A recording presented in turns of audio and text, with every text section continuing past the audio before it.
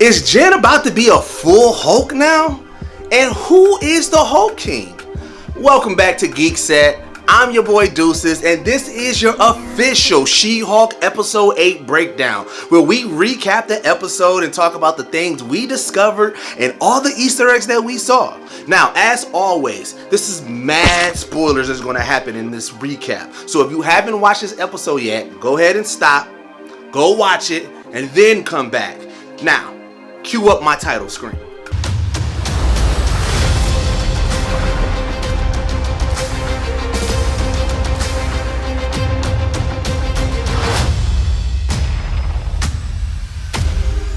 Right off the bat, the intro is different and a different tone from Jen. And I love how Marvel does this with their shows. We've seen this in WandaVision, and it's really like an extra Easter egg for the episode. It really sets the tone on what we're about to get into. So this episode actually starts off with some petty thieves robbing a store, and we're introduced to the hero known as Guard Frog.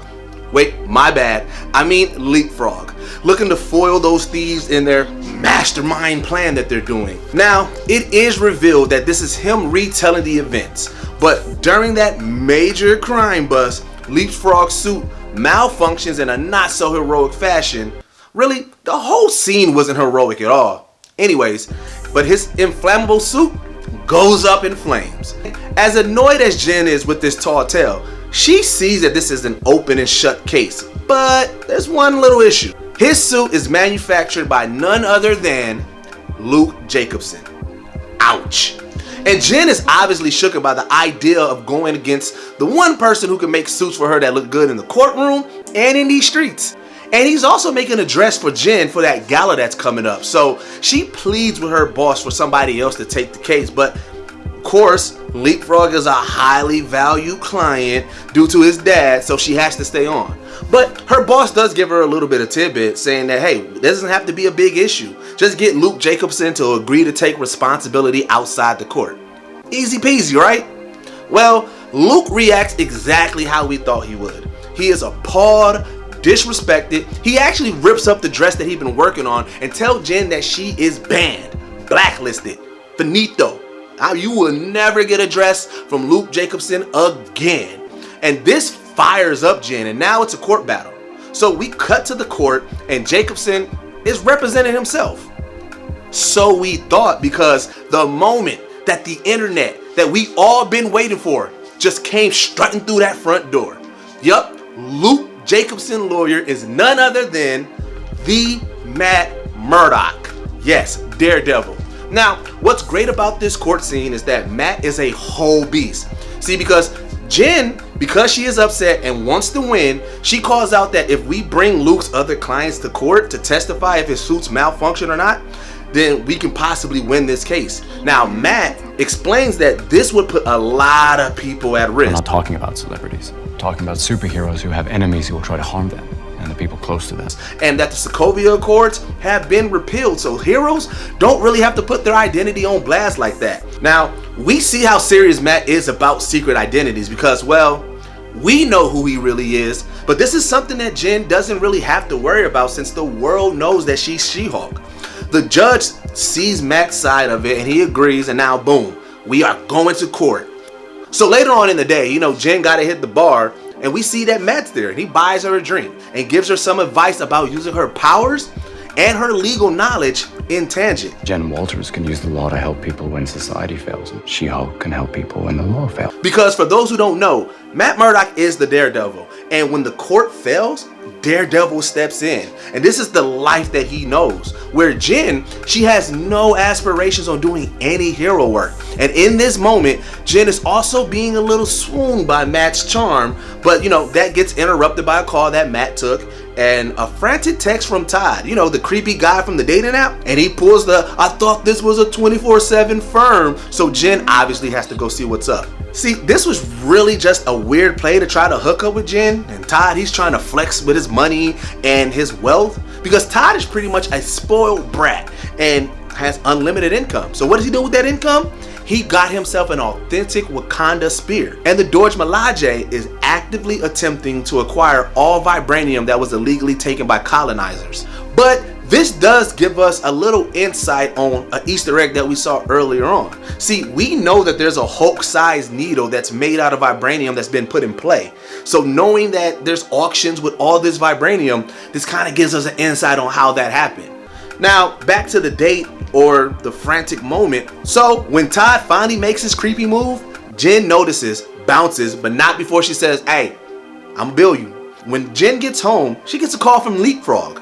And Leapfrog is panicking because someone is out to kill him. Now with Matt's advice echoing in her head, Jen finally suits up and goes to help him. And that's when we see the full Daredevil fit in the MCU and the battle that's been teased from day one.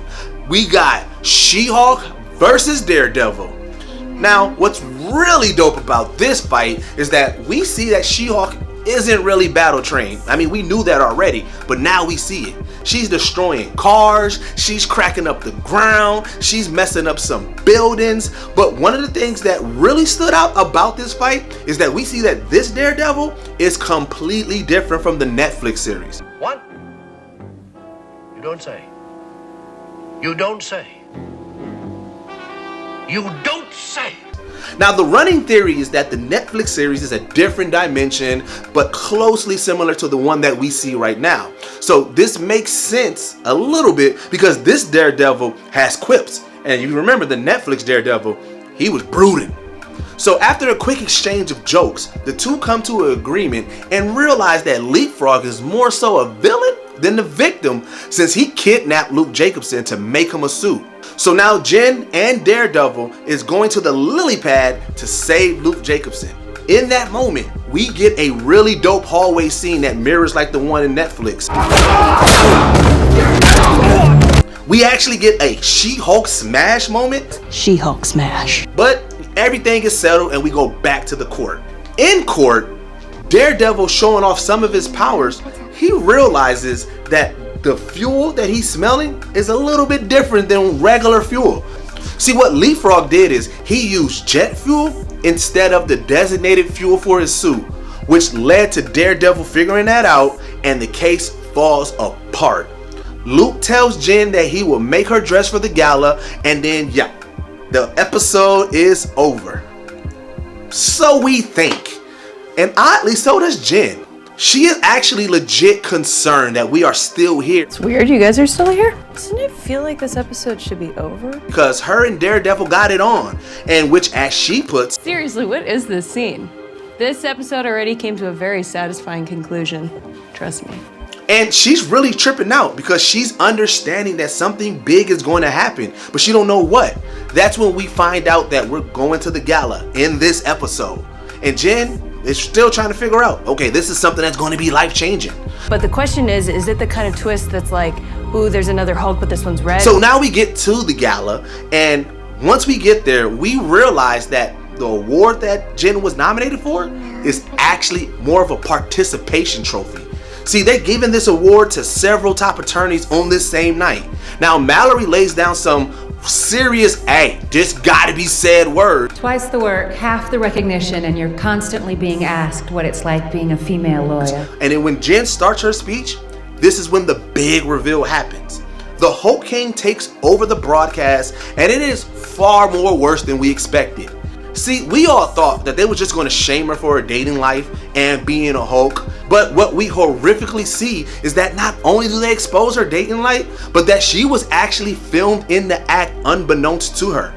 Jen rightfully so hulks out, much to her boss and the gala goers' disgust and fear, and we end with Damage Control face to face with a more hulked out version of Jen. And when Jen realizes and peeps the whole scene, she sees that she is now viewed as a whole threat. Ouch. So man, it was a whole lot that happened in this episode, but I personally love this episode because the Daredevil reveal paid off big. We get a glimpse on how we can get back to a raging Hulk, but we are left with the still wondering question: who is the Hulk King? Is it going to be the leader like many of people suggested, or is it going to be someone else? And did Jen just drop that we're actually going to get a Red Hulk? I don't know. But let us know in the comments down below how you felt about this episode and anything that we have missed. And until next time, I've been your boy Deuces, and this is Geekset, and we are out. Peace.